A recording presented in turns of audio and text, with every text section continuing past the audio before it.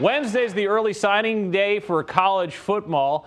And right now, Nebraska with 18 scholarship recruits, 17 walk-ons. And as Matt Lothrop reports, in terms of fan interest, one of those walk-ons could get as much attention as some of those scholarship guys, strictly because of his last name.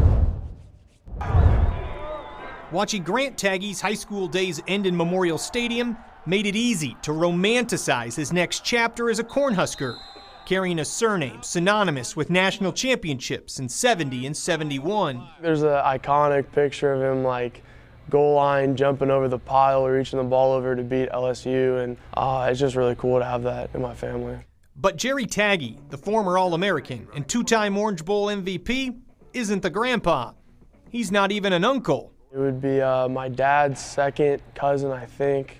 The Westside linebacker knows this distant relative a little bit, but he has carried the name and the expectations, even if unspoken.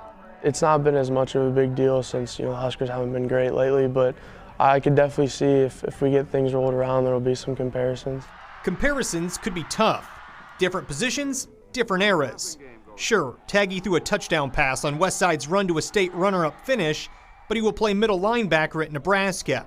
Still, there's one thing that number 15 gets from number 14. The way my family's built, we work hard, and hard work and toughness is something that the program was built on a long time ago when they were really good, and they got away from that for a couple 20 years. And I think growing up with parents and family that harp that hard work and toughness is important in life, and having the opportunity to do it with Coach Frost there's nothing better.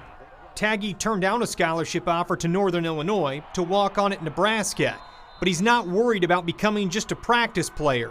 He says that same family toughness, first displayed 50 years ago, will guide him in carving out his own Cornhusker story.